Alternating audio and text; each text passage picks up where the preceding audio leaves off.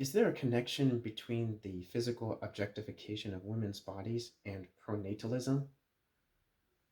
Do you believe that there's such a connection? Why or why not? You can let me know in the comment section below. Objectification of women and pronatalism. Is there a connection between physical objectification of women and pronatalism, the ideology of raising birth rates?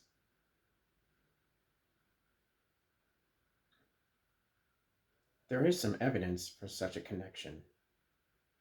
It's not a coincidence that the female breasts and hips are objectified because they are associated with reproduction.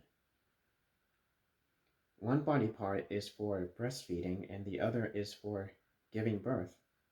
The female hands, shoulders, eyes, lips, arms, legs, and hair are not objectified to the same extent as the breasts and the hips because they are not associated with reproduction. Ashley Judd wrote, "The conversation about women's bodies exists largely outside of us. It is used to define and control us. We are described and detailed, our faces and bodies analyzed and picked apart, our worth ascertained and ascribed based on the reduction of personhood to simple physical objectification." Ryan Quick says, "Those who seek to define and control women analyze and divide their bodies and ascribe to them their worth based on physical objectification while excluding their personhood are pronatalists who seek to increase the population of their nation regardless of women's consent."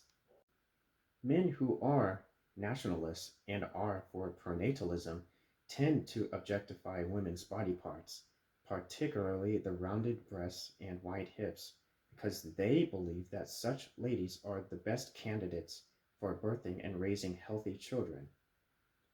It makes sense that the objectification of women through magazines, books, films, etc., would be more common in countries with supposedly low birth rates than those with high birth rates.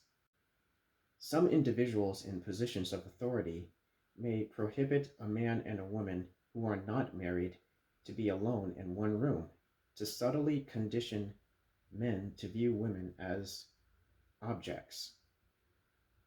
Nikolai Berdyaev said, "Objectification is above all exteriorization,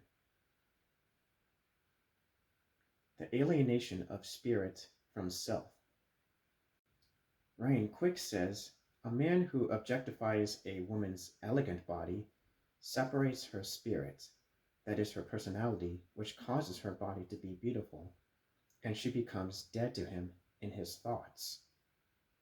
This means that no matter how physically attractive the woman is, the man would eventually lose all interest in her. Therefore, he misses out on the beautiful and respectful relationship he could have with her." What should be done about such a major problem? Men and women should consider that pronatalism is a reason for the objectification of body parts, male and female, for the purpose of conditioning them to view for the purpose of conditioning the men and the women to view each other as a means to increase the population of the nation in which they live. This is not right. Moreover, men and women should not be afraid to be alone with someone of the opposite sex or gender who is not married to him or her. They should boldly do so as long as they don't objectify each other and view each other as a whole person with potentially great personality.